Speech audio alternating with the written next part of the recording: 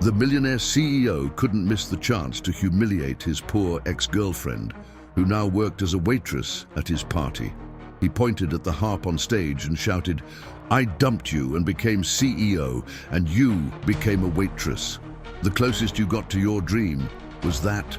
He was laughing when the real host of the party, a reclusive billionaire, took the microphone and stopped the music. A deadly silence filled the room.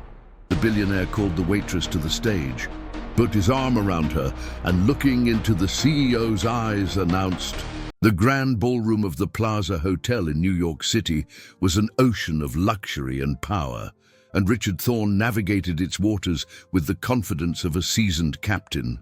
The sparkle of crystal chandeliers reflected off the diamonds on the women and the expensive watches on the men, a spectacle of wealth that fed his soul. He, Richard, a millionaire real estate tycoon, had finally arrived. The invitation to the year's most exclusive charity event, hosted by the reclusive arts billionaire Arthur, was more than a mere social pass. It was the golden key to a new echelon of business and influence. His fortune, built on aggressive investments and relentless ambition, was substantial. But to enter Arthur's circle, one needed more than just money. One needed prestige. And tonight, Richard was determined to conquer both. He adjusted his silk bow tie, a calculated smile on his face, as he watched the orchestra at the center of the stage. A magnificent golden harp gleamed under the spotlights, an opulent detail that made him smirk. It was a perfect symbol for the evening, grandiose, untouchable, expensive. His eyes scanned the crowd for Arthur, planning every word, every gesture, to seal a deal that could yield millions in profit for his already impressive capital. It was then that he saw her. Near the service area, moving with a discretion that contrasted with the extravagance of the room, was a familiar figure.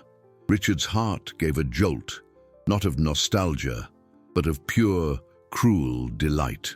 Dressed in a black and white server's uniform, carrying a tray of champagne flutes, was Helena, the same Helena he had abandoned a decade ago. The reason, at the time, had seemed perfectly logical. She was too poor, a dreamer with no material ambition, with her useless dreams of music and art. He, on the other hand, dreamed of power, of a net worth in dollars that would place him at the top of the world. And he had succeeded. Seeing her here, serving the elite of which he was now a part, was the ultimate validation of his choice. A victorious, disdainful smile spread across his face. This was fate offering him a gift, a private spectacle to celebrate his ascent. He couldn't waste the opportunity. With deliberate steps, Richard crossed the ballroom, the sound of his Italian leather shoes echoing his self-assurance. He approached her, his voice projected so the nearby circle of guests could hear, turning their reunion into a public theater. "Helena, my God, is that you? Well, look how the tables have turned," he exclaimed, his tone laden with a false surprise that barely concealed his scorn. He took a flute from her tray, the gesture slow and proprietary. "I left you and became a CEO, and you became a server. Looks like I made the right choice, didn't I?" Humiliation was the main course he intended to serve. Helena looked at him, her face surprisingly calm, her eyes serene, and this absence of desperation irritated him deeply. He had expected tears, shame, a glimpse of the broken woman he imagined she would have become. To twist the knife, he gestured with his glass toward the stage. "See that harp, Helena? You used to dream of playing one of those. You dreamed of music, and I dreamed of power." He leaned in, his voice a venomous whisper. "The difference is, I got what I wanted. And you're here to serve me. Guess life has a way of putting people in their place." Helena merely offered an enigmatic smile, a gentle curve of her lips that disarmed him for a second. "Excuse me, Richard," she said, her voice firm and clear, without a hint of the submission he expected. Her composure was an insult to his victory. Just as he was preparing for another verbal strike, the orchestra's music stopped abruptly. A dense, expectant silence fell over the ballroom. Conversations died, and heads turned to the stage. The host, the legendary and reclusive Arthur, ascended the steps and took the microphone, his expression serious and imposing. "Good evening, everyone," Arthur said, his voice calm but charged with an authority that made the air vibrate. The billionaire looked out at the crowd, his gaze sweeping the room until it landed squarely on Richard, who was still standing, smugly, next to Helena. The world seemed to shrink, focusing on that one spot in the room, and an icy premonition began to crawl up Richard's spine. Arthur's voice, calm and resonant, hung in the air like a sentence. "Mr. Thorne, I see you've already met our guest of honor. Thank you for keeping her entertained." The words, though polite, carried the weight of steel. Richard's smug smile froze, turning into a mask of disbelief. A murmur rippled through the room, a buzz of curiosity and confusion that seemed to amplify the sound of his own heart pounding against his ribs. He looked from Arthur to Helena, searching for any sign that this was an elaborate prank, a tasteless joke. But Helena's face remained serene, and Arthur's eyes were as cold as ice. The blood began to drain from his face, leaving behind a frigid pallor. Every deal he had planned, every connection he had hoped to make, suddenly seemed to be turning to smoke. This event was supposed to be a crucial investment in his social capital, but in a single instant, it was becoming one of the worst liabilities of his career. Then, the unthinkable happened. Arthur extended a hand toward Helena. "My dear, if you would." To the absolute shock of everyone, Helena handed her tray to an assistant who appeared at her side, as if waiting for that very command. With a fluid, graceful movement, she untied her apron, letting it fall to the floor. Underneath the simple uniform, she wore a stunning midnight blue silk gown that hugged her form with a quiet, powerful elegance. The dress shimmered under the lights, revealing the woman he had tried to erase from his memory and, moments before, publicly humiliate. A collective gasp swept through the crowd.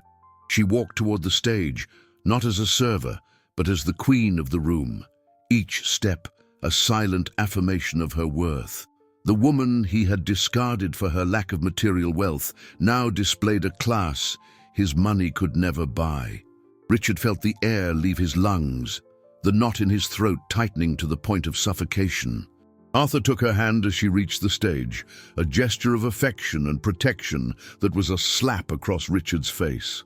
He turned to the stunned crowd, his voice now filled with an unshakable pride. "Many of you know that my passion is saving art, and this woman," he said, squeezing Helena's hand, "is the most brilliant artist I have ever met. It is with pride that I announce—" Arthur paused dramatically, his gaze sweeping over the audience and locking directly onto Richard, who stood paralyzed, the champagne flute trembling violently in his hand. The entire world seemed to shrink to that gaze, a final verdict being delivered before a court of his peers. "This is the new owner of the orchestra, and my fiancée." The silence that followed was more deafening than any applause. It was a silence filled with the sound of one man's ruin. The flute finally slipped from Richard's trembling fingers, shattering on the polished marble floor, the sharp sound cutting through the ballroom's stillness. Every head turned to him, their gazes a mixture of shock, contempt, and a sliver of pity. He hadn't just insulted a server, he had humiliated the most powerful woman in the room, the future wife of the billionaire he had dreamed of impressing, right in the middle of her own celebration. The failure in the story was him. As Helena received the hesitant applause that began to rise, Richard remained motionless, the shards of glass at his feet a perfect mirror of his shattered world. He looked up and saw Arthur leaning toward the microphone once more, a final thought seemingly occurring to him. Arthur leaned back toward the microphone, a faint smile playing on his lips, and the room held its breath collectively. Richard felt a chill run down his spine. It was like watching a predator prepare for the final blow. "And one more thing," Arthur said, his voice still soft, but each syllable cutting the air like a shard of glass. I'd like to thank Mr. Thorne for giving us such a clear demonstration of the kind of character my foundation and my companies will not be doing business with. A man who judges a person's worth by their uniform and not by their soul has no place in our future. The condemnation was final, public and absolute. The murmur that was once confusion now turned into a chorus of disapproval. Faces that had previously looked at him with admiration or envy now stared with contempt. He could feel the value of his stock dropping in an invisible but brutal market, that of reputation. His net worth, built on an image of success and power, had just taken a hit from which it might never recover. This event, which was supposed to be the greatest investment of his career, had become a toxic liability. With an elegance that made the rejection even more brutal, Arthur completely ignored Richard's existence from that moment on. He turned to Helena, offered her his arm, and gently guided her toward the magnificent golden harp that dominated the stage. The room's attention, like a school of fish, turned in unison. Abandoning the spectacle of Richard's humiliation to focus on Helena's ascension, he was left behind, an island of disgrace in an ocean of indifference. Watching her approach the instrument he had so ridiculed was like having salt rubbed in the wound. Every step she took was a reminder of his arrogance, of his monumental lack of vision. He had judged her incapable, a dreamer with no future. And now she was about to become the center of his universe, the universe he had fought so hard to conquer. The wealth he had accumulated suddenly seemed vulgar and empty in the face of her quiet dignity. As Helena sat before the harp, the spotlight enveloping her in an ethereal glow, Richard's mind was sucked into the past, into a vortex of memory he had kept locked away for a decade. He saw himself back in the small apartment they shared.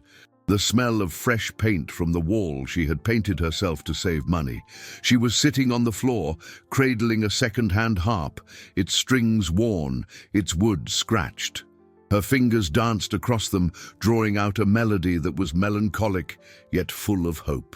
He had come home, exhausted from a brutal day at work, obsessed with cash flow spreadsheets and the profitability of small investments.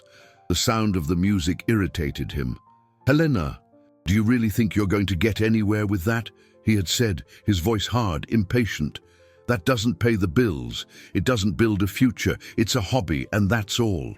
We need to focus on real things, on making money, on building a net worth, not on little noises." The memory stung, the cruelty of his words echoing in his mind with terrible clarity. He remembered the glint of tears in her eyes, the way she wilted but didn't stop playing. She had only whispered, "It's my dream, Richard. It's who I am." The first note from the golden harp on the plaza's stage tore through the present, pulling him back from the darkness of memory. The sound was pure, crystalline, a cascade of liquid gold that filled every corner of the ballroom. It was not the sad melody from 10 years ago. It was a powerful, complex and triumphant composition. It was the voice of her soul, now free and amplified for all to hear. It was unbearable. Richard felt a lump in his throat, the air too heavy to breathe. He had to get out, to escape that sound, to escape those stares. He took a step back, turning discreetly toward the exit, hoping to dissolve into the crowd and disappear into the night. But as he turned, his path was blocked. A tall man with graying hair and a smile that didn't reach his eyes stood directly in front of him. It was Ethan, his biggest rival in the real estate market, a man he had outmaneuvered on several deals in recent years. Ethan raised an eyebrow, cruel amusement shining in his face. "Going somewhere, Richard? The party's just getting started." Ethan's presence was like a granite wall, blocking not only his physical exit, but also any chance of a dignified retreat. The sneer on his face was that of a predator who had cornered his prey. "The party's just getting started," Ethan repeated, savoring each word. "Dad, don't tell me one little bad investment for the evening is already sending you running for the hills." Richard forced his facial muscles into a cold, dismissive smile, a mask he had perfected in countless boardrooms. "Just getting some air, Ethan. The atmosphere in here has gotten a little thin." But the lies sounded hollow even to his own ears. The air was thick with his humiliation, and the melody from Helena's harp, which continued to float through the hall, was the oxygen fueling the fire of his disgrace. Each note was a reminder of his arrogance, an echo of his own destroyed dreams and hers, now spectacularly realized.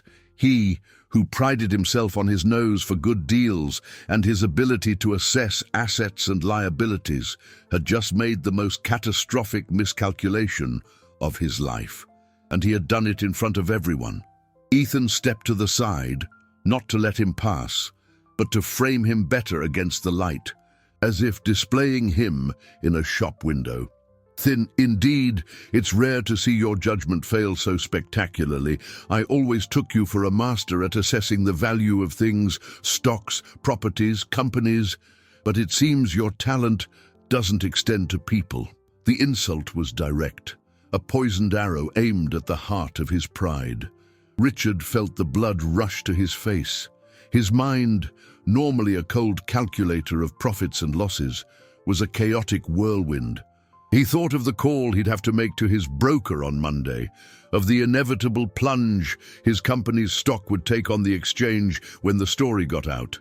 The fortune he had spent years building, every dollar meticulously accumulated, suddenly seemed vulnerable, fragile.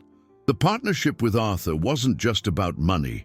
It was about the seal of approval, the entry into a circle of power that would solidify his legacy for generations. Now, that door wasn't just closed, it had been demolished.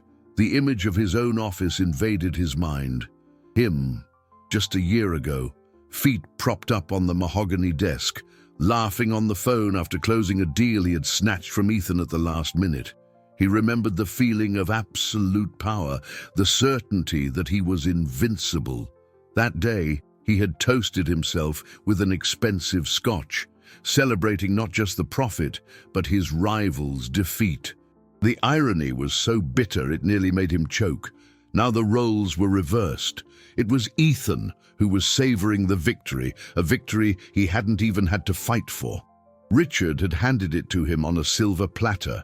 The humiliation was a liability growing with compound interest for every second he remained there, under the amused gaze of his enemy and the triumphant sound of Helena's music. The need to flee became a physical urgency, a matter of survival. "If you'll excuse me, Ethan, I have more important things to do than feed your ego," Richard snarled, his politeness finally cracking. He stepped forward, his shoulder deliberately bumping Ethan's. For a moment, it seemed Ethan might stop him, but he relented, stepping aside with an even wider grin. "Of course, Richard, go. After all, you must have a lot of damage control to do." Ignoring the final barb, Richard strode toward the exit, his steps quick and firm. Without looking back, he just wanted the silence of the hallway, the solitude of the elevator, the refuge of his car. The harp music suddenly ceased, followed by a wave of thunderous applause. The end of the performance, on an impulse he couldn't control, a final act of masochism. He paused by the grand entrance doors and glanced back. Helena was on her feet, beside Arthur, bowing to the audience. Then, as if she felt his gaze, she raised her head, and her eyes met his across the vast ballroom. He expected to see triumph, contempt, anger, but there was none of that in her face. There was only a calm, almost sad expression, a depth in her gaze he couldn't decipher. It was an expression that completely disarmed him, one that looked dangerously like pity. The pity in Helena's eyes was the final blow, more devastating than Arthur's contempt or Ethan's scorn. Anger would have been fuel, something he could fight against. Contempt he could return in kind, but pity stripped him of his armor, leaving him naked and pathetic. It was as if she looked right through his fortune, his expensive suit, his facade of power, and saw only the small, insecure man he had become, the man who needed to diminish others to feel big. That look haunted him on the long, silent walk through the hotel lobby, where the staff who had once greeted him with reverence now seemed fascinated by the pattern on the carpet. It followed him to his luxury sedan, where the driver, a man who had witnessed countless triumphs, remained in a respectful but heavy silence. The drive through the illuminated streets of Manhattan was a blur. The city lights, which usually made him feel like the king of this universe of concrete and ambition, now seemed to mock him. Each billboard a reminder of a world of success from which he had just been excommunicated. As he entered his penthouse, a sanctuary of glass and steel overlooking Central Park, the silence was crushing. The apartment, normally a source of pride, a physical testament to his assets and accumulated wealth, felt cold and sterile. Every piece of modern art, every designer furnishing seemed a hollow object, devoid of meaning. He walked to the bar and poured himself a generous measure of the most expensive scotch he owned, the amber liquid swirling in the crystal tumbler. But the alcohol brought no warmth, only accentuating the chill in his chest. He stood before the glass wall, looking out at the glittering city below. All those points of light represented people, deals, the constant cash flow that fueled the metropolis. And he, who saw himself as a conductor of a significant part of that economic symphony, now felt like an isolated spectator locked in his ivory tower. The legacy he had built suddenly felt like a fragile house of cards, and Arthur had just blown on the first one. He tried to rationalize. It was a mistake, a lapse in judgment. He would recover. He had capital, he had assets, his stock portfolio was still robust. But the truth ran deeper. Arthur's attack wasn't just on his business, it was on his identity. He was Richard Thorne, the CEO who turned a small family business into a real estate empire. He was the man who always made the right choice, the profitable choice. Leaving Helena had been, in his twisted mind, the first and most crucial of those choices. She was an emotional liability, a dream with no ROI. And now, that liability was engaged to a billionaire and owned an orchestra. While he faced social and potentially financial ruin, the irony was so cruel, so perfect in its symmetry, that it felt scripted by a vengeful god. He remembered telling her, the night he left, that love doesn't pay interest. And now he saw, with terrifying clarity, that cruelty paid no dividends either. The sharp ring of his personal phone cut through the silence, making him flinch. Only a handful of people had that number. The name on the screen made his stomach drop. Marcus, his right-hand man, the COO of his company. A call at this hour after that event could only mean one thing. With a trembling hand, he answered. "Richard," he said, his voice hoarse. "Marcus, what's wrong?" There was a pause on the other end, just long enough for panic to begin to set in. "Richard, sorry for the hour, but news travels fast." Marcus's voice was tense, professional. "But what happened at the event? It's already making the rounds. I've had 3 calls from board members. They're concerned." Richard closed his eyes, massaging his temple. "It's just gossip. Marcus, we'll do damage control in the morning. Issue a statement. Say it was a misunderstanding." He tried to sound in control. The CEO he'd always been, but the facade was crumbling. "I wish it were that simple," Marcus said. And the tone of his voice made Richard's blood run cold. "It's more than gossip, Richard. I just got an email from the Vertex Investment Fund." Richard's heart stopped. The Brooklyn waterfront project, his biggest venture, the crown jewel of his portfolio for the next decade. "What about them?" he asked, his voice barely a whisper. Marcus's reply was the nail in the coffin of his disastrous night. "They're suspending negotiations." The email just came through. They cited serious concerns regarding the company's leadership and public image as the reason for placing the project on indefinite hold. The phrase, "on indefinite hold," echoed in Richard's mind like a hammer striking a steel beam. It was corporate speak for the kiss of death. The Brooklyn waterfront project wasn't just a deal, it was the future, a development set to generate monumental cash flow and solidify his position as one of the biggest names in the industry. The projected profitability was astronomical, a legacy he planned to leave. Now it was frozen, and he knew, with the cold certainty that settles in your gut before a disaster, that indefinite meant forever. That's absurd.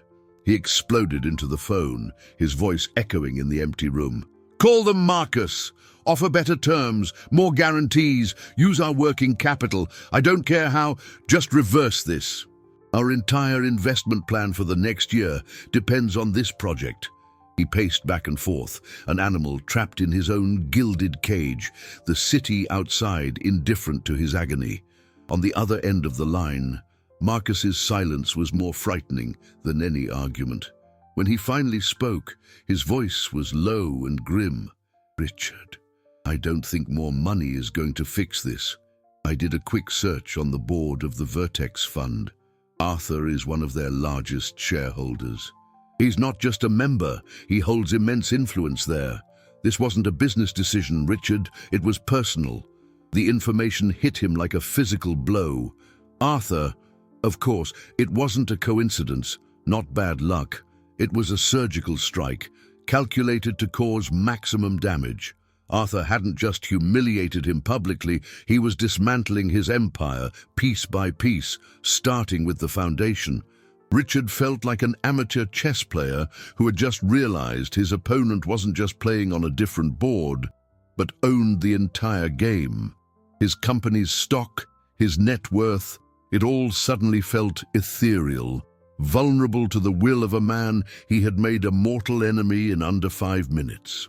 He ended the call abruptly, without a goodbye, and threw the phone onto the leather sofa. The initial rage began to dissipate, replaced by a cold, creeping dread. He thought of Helena. This had to be her doing. She must have planned this with Arthur, feeding him stories of his cruelty, painting him as a monster so he could exact her revenge. The image of her, with that look of pity, returned to his mind. Had it all been a sham, a performance for the crowd while she and her billionaire fiancé sharpened their knives? The idea that the woman he considered weak and insignificant could orchestrate his ruin was more humiliating than any financial loss. He had underestimated her in every possible way. He had seen her as a useless dream, but she was a long-term investment that had paid spectacular dividends for someone else. He had bet on gold and dollars, but she had found the treasure. The scotch in his glass remained untouched. The drink couldn't numb this pain. He approached the window again, his hands pressed against the cold glass. The city below was a map of his triumphs, each building a landmark of a successful deal, a hostile takeover, a profit won. He had built a kingdom on a foundation of ruthlessness, believing that wealth was the only armor a man needed. And now that armor was riddled with cracks, and he could feel the cold wind of failure blowing through them.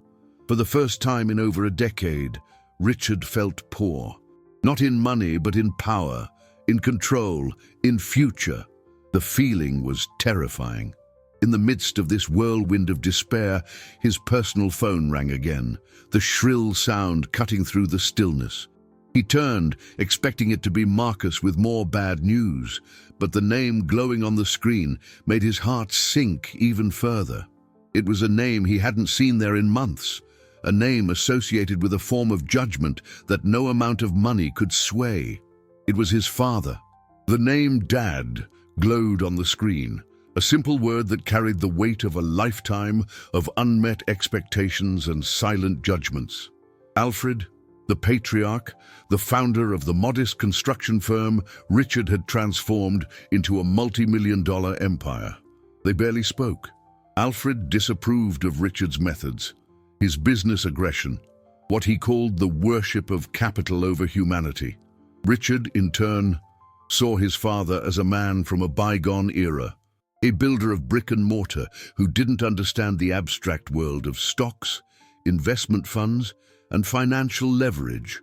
A call at this hour could only be a reprimand, and "I told you so," about the catastrophe he undoubtedly already knew about. With a resigned sigh, bracing his armor for the imminent sermon, Richard answered, "Dad." The word came out weaker than he intended. Richard. The voice on the other end was not the strong, authoritative one he expected. It was fragile, tired, with a background noise that sounded eerily sterile. There was no anger, no disappointment, just a profound weariness that disarmed Richard instantly. "Where are you? What's that noise?" The concern in his own voice was genuine, surprising himself. For a moment, the Brooklyn waterfront project, the humiliation at the plaza, the threatened fortune, all of it dissipated, replaced by a primal, childish fear. "I'm in the hospital." "Son," Alfred said, and each word seemed to cost him immense effort. "The doctors, well, they're not very optimistic." The floor seemed to vanish from under Richard's feet.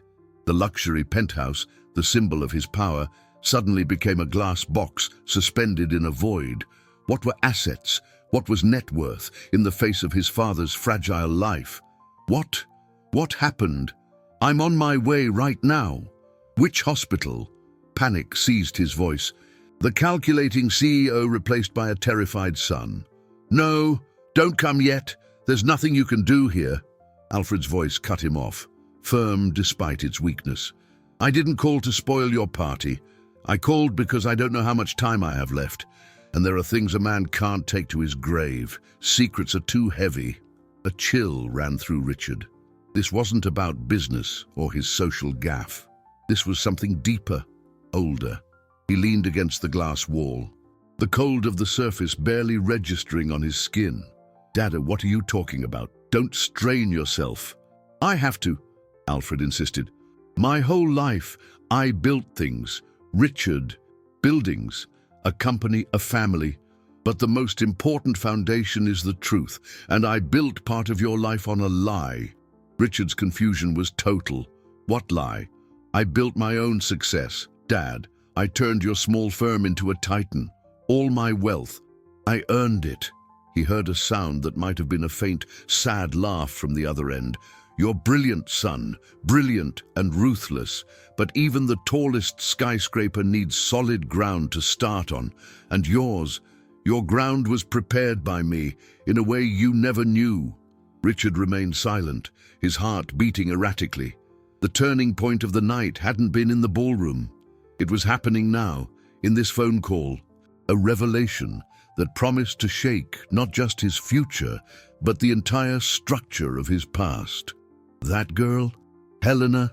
Alfred said, his voice now a whisper heavy with remorse. "It was no accident that you met her, Richard. None of it was chance." Richard felt his throat go dry. What did Helena have to do with his father? How could their lives be intertwined in a way he didn't know? Alfred's voice trembled with the weight of the coming confession, a confession that would change everything. That first big investment you made, the one that launched your empire, the seed capital that turned you from a small-time businessman into a serious player. You always thought that was a bank loan with my guarantee, didn't you? "Yes, of course it was," Richard replied, his confusion giving way to a terrible apprehension. "No, son," Alfred said, his voice breaking. That money came from a different place. It came from a promise I made many years ago to Helena's mother." Richard's world, already tilting on its axis, spun violently. Helena's mother, the woman he barely knew, whom he'd always seen as a humble, peripheral figure in his former girlfriend's life. The connection was so unlikely, so absurd, that his mind refused to process it. "You're delirious, Dad. The fever, the medication. You don't know what you're saying." "What promise? Her mother was a seamstress. What kind of capital could she have?"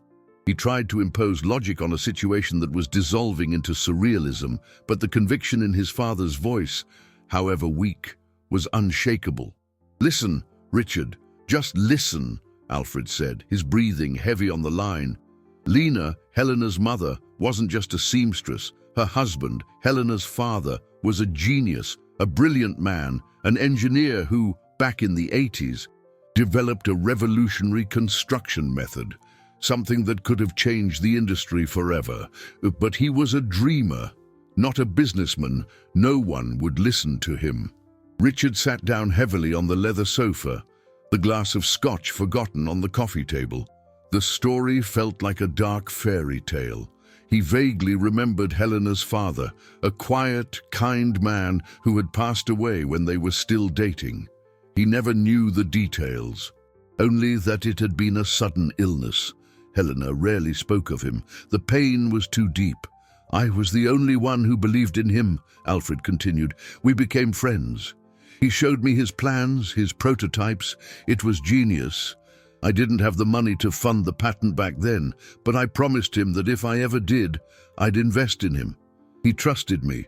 He gave me copies of everything as a guarantee of our friendship." Alfred's voice cracked. "Then he got sick, very quickly. On his deathbed, he made me promise I'd look after Lena and Helena, that I'd use his invention to give them a future. I swore I would. But he was gone, and I was a small builder struggling to get by. The plan sat in a drawer, and the promise weighed on my soul." A heavy silence fell between them, filled only by the distant beep of a hospital monitor. Richard tried to piece it together. The timeline of events was forming in his mind, terrible and clear. "And then?" he asked, his voice nearly inaudible. "And then," Alfred said, "you graduated from college, full of ambition. You wanted to expand the business, but you needed a major initial investment, something I didn't have. That's when I remembered the promise, the invention. I took that good man's plans, Richard. I adapted them, modernized them a bit, and presented them to the bank as an innovation from our company. It was based on the genius of Helena's father that we secured that first major loan. The capital that was the seed of your entire fortune was her inheritance." The confession hit Richard with the force of a wrecking ball.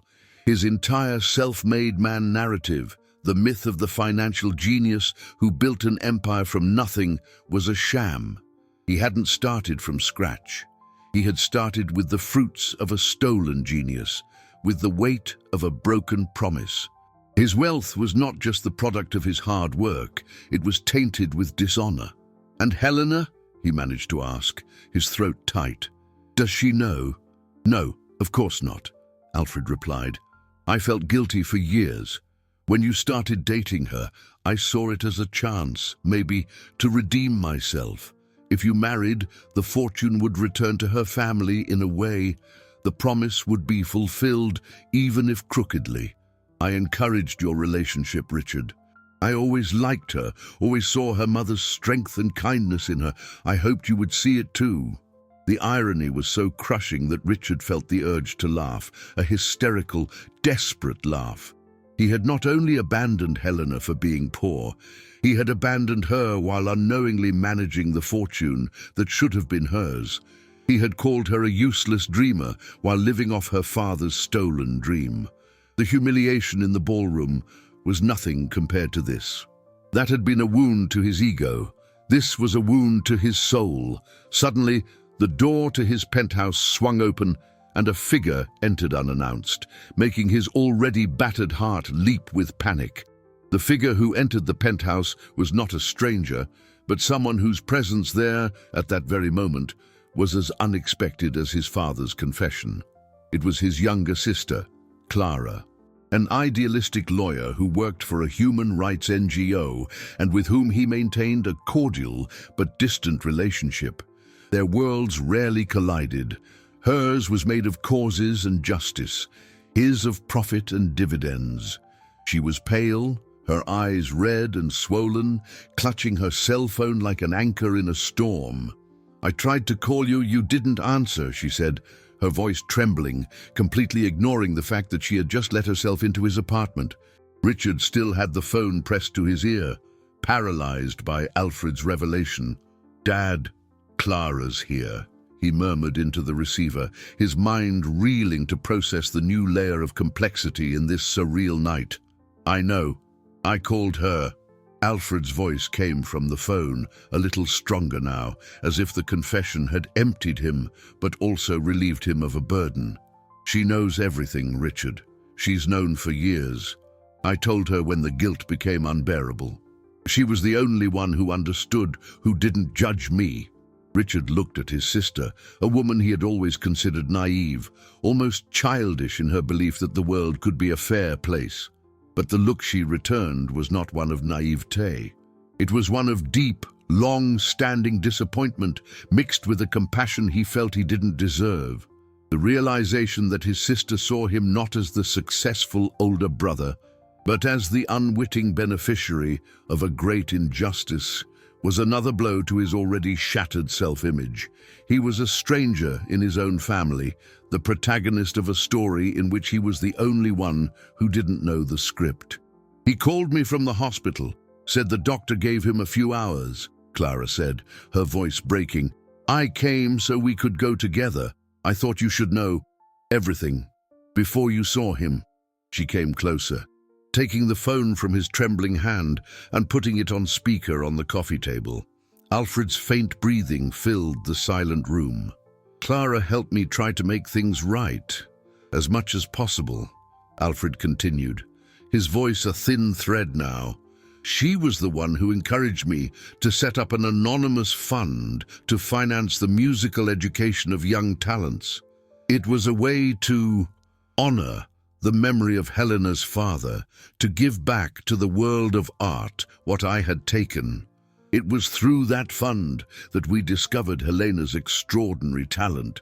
Years after you left her, she was struggling, teaching for pennies, but she never gave up on her music. Richard sank into the sofa, his head in his hands. What else didn't he know? His entire life was a web of secrets and half-truths. He remembered mocking Helena's useless dreams, not knowing his own father was secretly investing in them. It was Clara who introduced her to Arthur, Alfred said, and this revelation was the final puzzle piece, the one that joined the past and present into a clear, devastating picture. Arthur is the main patron of Clara's NGO. She told him Helena's story about her talent and her struggle. Arthur, with his passion for rescuing art, was fascinated. He heard her play and saw the same thing I saw years ago. Genius. He became her mentor, her patron, and then something more. It all made sense now. It wasn't fate. It wasn't a cosmic coincidence. It was a chain of actions and consequences, started by a broken promise and finished by an attempt at redemption. Helena's rise was no accident. It was the inevitable result of her talent, secretly nurtured by one man's remorse and another's conscience. And his own ruin. That was no accident either. It was the inevitable result of his arrogance, of the moral rot that had led him to humiliate the woman who, in a just universe, should have been the heiress to the foundation of his own fortune. He lifted his eyes to Clara. "Why didn't you ever tell me?" he asked, his voice hoarse with pain and betrayal. Clara faced him, tears finally streaming down her face. "Because Dad loved you too much to destroy the image you had of yourself. And I was hoping one day you'd become the man you thought you were. A man who deserved the success he had. I was wrong." A long, continuous beep sounded from the phone on the table, cutting through the air and through Richard's heart. His father's line had gone silent. The sharp, continuous tone from the phone was a final sound, a cruel end to a conversation that had rewritten Richard's entire history. For a moment, the sound paralyzed him, the reality of the loss so overwhelming that it supplanted the betrayal and humiliation. Alfred was gone, and with him, the chance to ask more questions, to yell, to perhaps, in some distant, unimaginable future, forgive. The silence that followed was filled by Clara's stifled sob. She didn't look at him, but at the glass wall, as if the city outside could offer some solace. Grief united them in the same space, but an abyss of secrets separated them. Richard's pain was twofold. He mourned the father he had just lost and, at the same time, the father he never knew he had, a man tormented by guilt, secretly trying to fix a wrong that had shaped all their lives. "We need to go," Clara said, her voice choked but firm, the lawyer within her taking over in the midst of her grief. She wiped her tears with the back of her hand. "There are procedures." Richard remained motionless. Going to the hospital felt like an act of hypocrisy. How could he stand by his father's bedside and pretend to a life story he now knew was a lie? How could he face his sister, knowing she had watched him for years, aware of the fragile foundation upon which he'd built his pride? Every trophy in his study, every magazine article praising his business acumen, every dollar in his investment accounts, it all now felt tainted, contaminated by the truth. His identity, the pillar of Richard Thorne. The multimillionaire CEO had disintegrated, leaving behind only a man who no longer knew who he was. "Why did he do it?" Richard whispered, more to himself than to Clara. "He could have told me. We could have figured something out, paid her, set up a trust, anything. Why live with that secret for so long?" Clara finally turned to him, the sadness in her eyes giving way to a spark of indignation. "Pay her? You still don't get it, do you? Do you? Everything is about money. A transaction, a liability to be settled. Dad didn't see it that way. He broke a promise to a friend. He stole a family's legacy. It wasn't a debt in dollars, Richard. It was a debt of honor. And he knew that you, with your obsession with net worth and cash flow, would never understand the depth of it. Telling you would have turned the memory of Helena's father into a balance sheet item. And he couldn't bear that.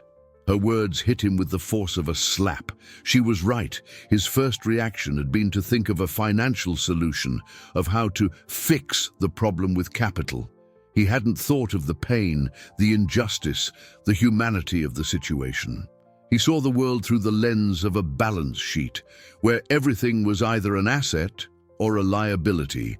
And Helena, for years, had been in the wrong column of his life. The realization of his own blindness was nauseating. He stood up and walked to the bar, not to drink, but just to lean on it, to feel something solid under his hands. He looked at his distorted reflection in the black marble countertop. The man staring back was a stranger, an imposter in an expensive suit. "And Arthur?" he asked, his voice low. "Does he know? About her father, the invention, about me?" Clara hesitated for a moment, the answer hanging in the air. "He knows Helena's father was a brilliant inventor who died before realizing his potential. He knows about her struggle and her integrity, but about our father, about your involvement, no. No one knows but us. Dad carried that guilt alone." That small spark of information was, strangely, both a relief and a burden. Arthur wasn't destroying him out of some personal vendetta tied to the past. He was destroying him simply because Richard had proven to be a despicable man, all on his own. The ruin was of his own making, not an inheritance, but the secret, now, was his and Clara's. A burden they would have to carry, a complex truth that would either bind them together or tear them apart forever. Clara's phone vibrated on the table, the name Arthur glowing on the screen. She glanced at the phone, then at Richard, a silent question in her eyes, a decision to be made about what happened next.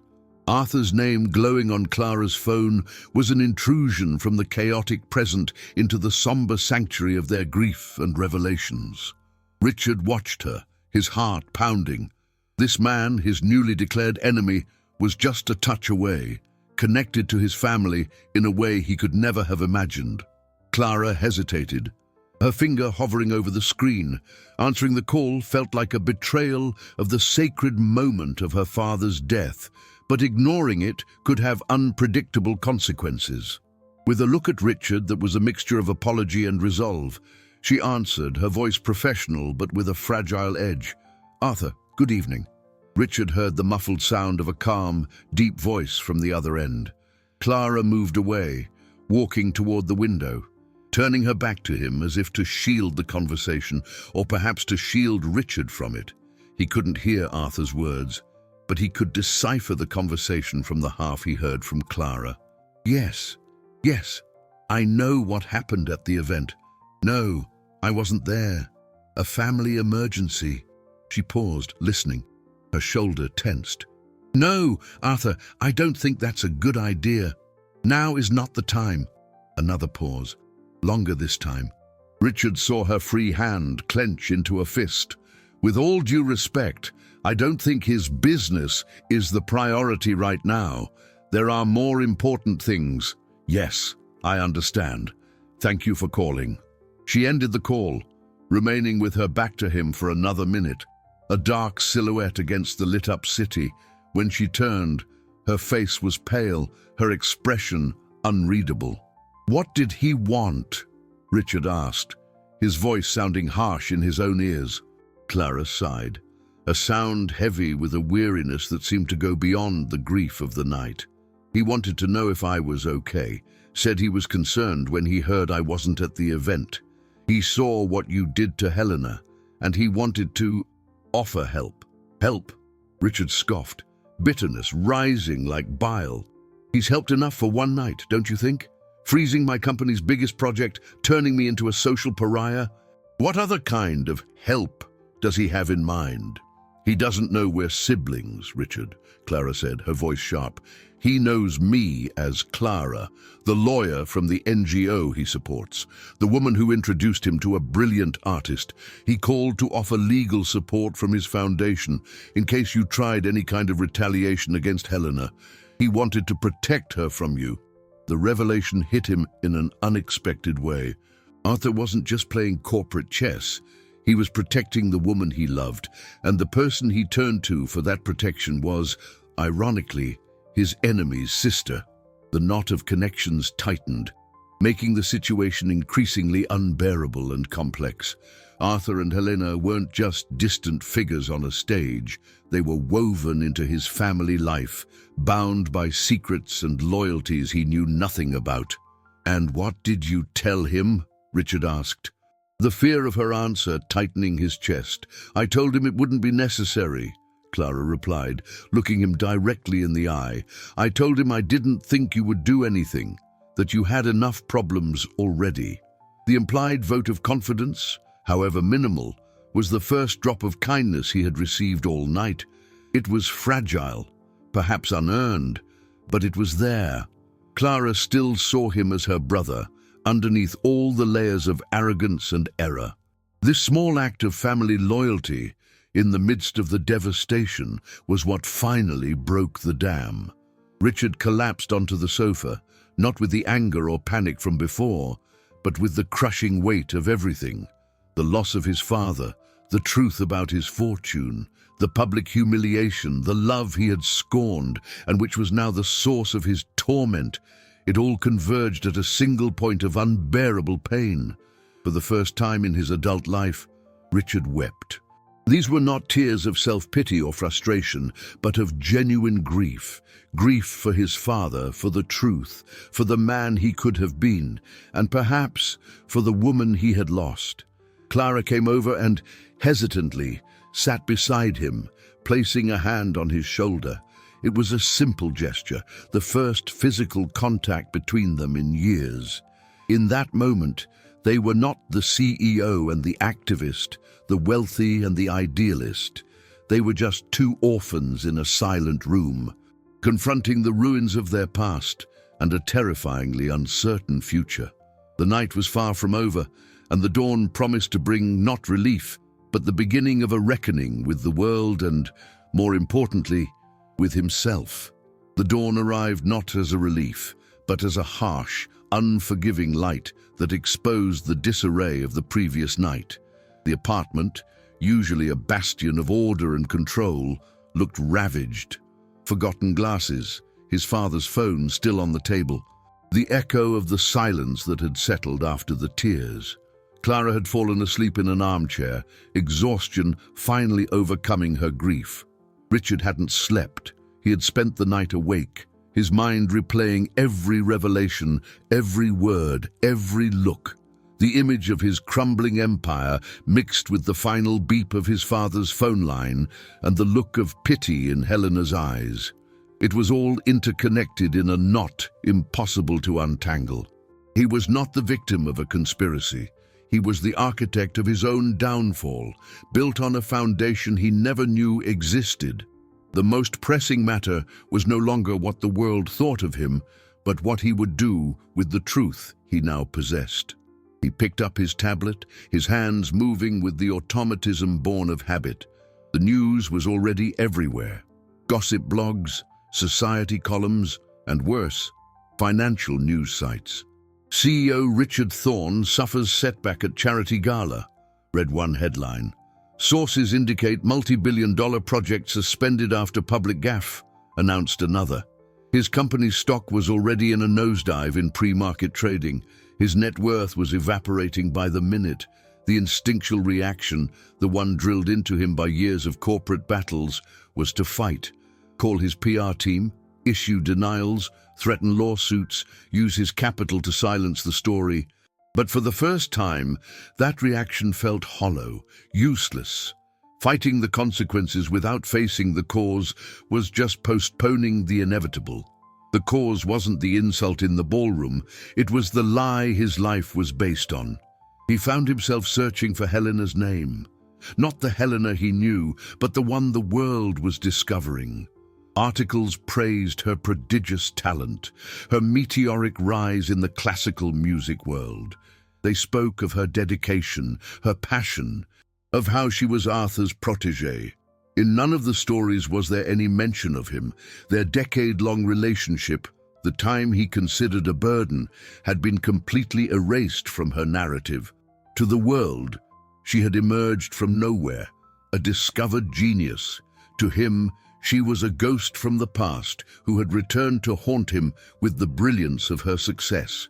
It was then that he found something different.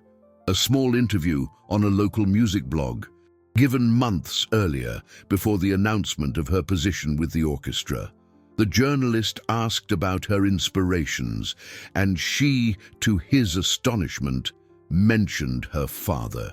"My father was the most brilliant person I've ever known," the quote read. He wasn't a musician, he was an engineer, but he saw the world like a symphony. He saw structure and beauty in everything. He taught me that the most beautiful melody needs a solid foundation to stand on.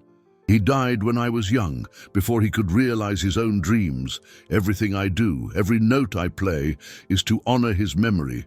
It's to build something as beautiful and enduring as the things he dreamed of creating. The words hit him with physical force. She didn't know the truth about the stolen invention, but on a fundamental level, she understood the value of her father's legacy. She was building her future to honor him, while Richard had built his on the desecration of that same legacy. The debt wasn't just financial, as Clara had said. It was spiritual. It was a breach of trust that echoed across generations. In that moment, a resolution crystallized in his mind. It wasn't a business strategy, not a damage control plan. It was something more primitive, a need for atonement. He knew what he had to do. It wouldn't be easy. It would be the hardest and likely most destructive act of his professional life, but it would be the first honest act in a very long time. He stood up, the decision solidifying in every fiber of his being. Clara stirred at the movement, her eyes still clouded with sleep and sadness. "What are you going to do?" she asked, her voice hoarse. Richard looked at her, and for the first time that night, there was clarity in his eyes, no longer the fog of panic or despair. "I'm going to the hospital to see Dad," he said, "and then I'm going to fix the foundation." Clara watched him, confused, but a spark of hope flickered in her eyes. He grabbed his car keys, not for the chauffeured luxury sedan, but for his personal car, a vehicle he rarely used. It was time to drive his own way. The trip to the hospital was a silent, solemn ritual. Alongside Clara, Richard faced the bureaucracy of death, signing papers whose words he barely registered, Seeing his father's body, serene and finally free of the weight he had carried, was both devastating and strangely peaceful. There lay the man whose moral failing had given him everything and at the same time cost him his soul. In that sterile room, the noise of the business world, the falling stock prices, the public humiliation, it all seemed distant and insignificant. What remained was the complex knot of love, disappointment, and secrets that defined their family. He held Clara's hand, and the chasm between them seemed a little smaller. The truth, however painful, had begun to build a new, fragile bridge between them. Leaving the hospital, the sunlight blinded him for a moment. The world went on, indifferent to his personal tragedy, but something inside him had shifted. The need to protect his empire had been replaced by a different urgency, to restore honor. He dropped Clara off at her apartment, promising things would be okay, though he had no idea how. Then he drove, not to his office, but to the address his assistant had sent him, the headquarters of the Alcantara Foundation. He didn't call for a meeting. He knew he would be refused. This was a surrender, and surrendering soldiers don't dictate the terms. He walked into the imposing lobby, his heart hammering against his ribs. He announced his name to the receptionist, who looked at him with a mixture of shock and disdain. He expected to be thrown out, but to his surprise, after a tense phone call, he was told to wait. Minutes later, it was not a secretary, but Helena herself, who emerged from a side door. She wasn't wearing a gown or a uniform, but jeans and a simple blouse. Without the armor of the previous night, she looked younger, more vulnerable, and yet she possessed a composure that made him feel small. "Richard," she said, her voice calm, devoid of hostility. "What are you doing here?" "I need to speak with you, and with Arthur," he said, his voice steady despite the internal turmoil. "It's important." She studied him for a moment, her eyes searching for something he couldn't name. Then she nodded. "He's in a meeting. Talk to me." She led him to a small, glass-walled conference room, a transparent space that seemed to mock the opacity of his own life. They sat across from each other. The silence was thick. "Helena, he began, but the rehearsed words vanished. "I'm sorry for what I said last night, for who I was 10 years ago, for everything." She listened, her face impassive. "Your apology doesn't change anything, Richard." "I know," he said, "and I'm not here to change what you think of me. I'm here because of this." He placed a binder he'd brought with him on the table. She looked at the binder, then at him, curiosity finally breaking through her reserve. "What is this?" "It's the truth," he replied. And then he told her everything, about his father and her father, about the invention, the broken promise, the loan that started it all. He laid bare the fundamental lie of his life, unadorned, without excuses. He spared neither himself nor his father. With every word, he felt a weight being lifted from his shoulders. When he finished, Helena was silent, her eyes fixed on the binder, her face pale. The story was so fantastic, so painful, it took time to absorb. He could see the struggle in her eyes, the attempt to reconcile the man she had once loved with the monster he had become, and now, with this broken, penitent figure before her.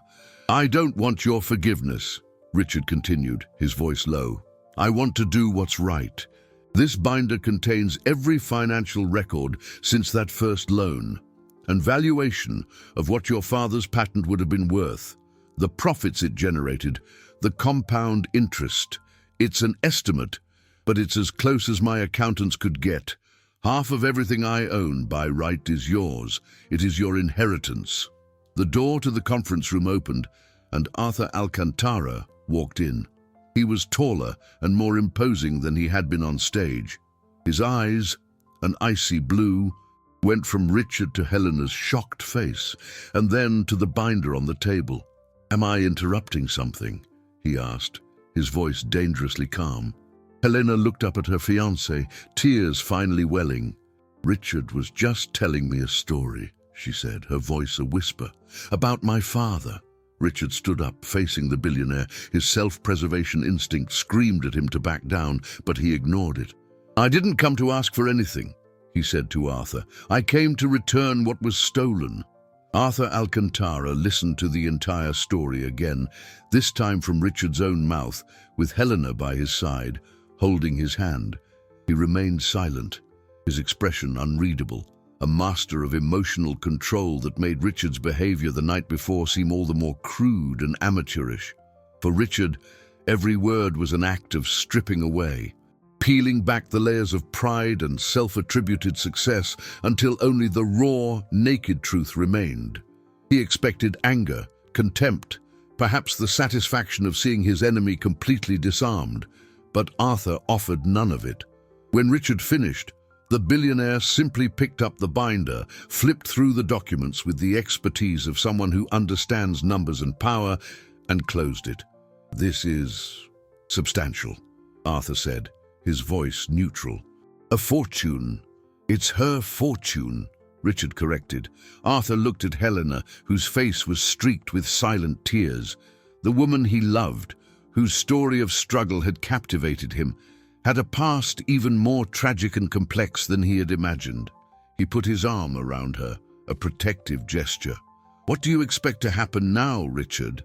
Arthur asked, his gaze sharp and penetrating. "That we take your money and forget what you did? That a moral debt can be paid with a wire transfer?" "No," Richard answered, with a sincerity that surprised himself. "I don't expect anything. The money is just the beginning. It's the tangible acknowledgement of the debt. The rest, I know, can't be bought." He turned to Helena. "Your father. From what my father told me, he wanted to create something lasting, something that would change the world for the better. The money I made from his invention, it was used to create luxury, exclusivity, buildings that served ego more than people. That was the real desecration. If you take this, use it to honor his dream, create something, build something, do the good that I failed to do." A long quiet filled the room. Richard's future, his career, his reputation, all hung in the balance of their decision. Helena finally lifted her face, drying her tears. She looked not at Richard, but at Arthur. "I don't want his money," she said, her voice clear and firm. "Not like this. I don't want half of an empire built on pain." Richard's heart sank. Rejection was what he deserved, but it still stung. He had failed even in his attempt at redemption. But then, Helena continued, and her next words changed the course of everything. "But my father's invention, his dream, I want that back." She turned to Richard. "I don't want to destroy you, Richard. But I can't let my father's legacy continue to be used this way either. I propose something else. Instead of giving me half your assets, you will transform your company. You will create a new division, dedicated to sustainable construction and affordable housing projects, using the original principles of my father's invention.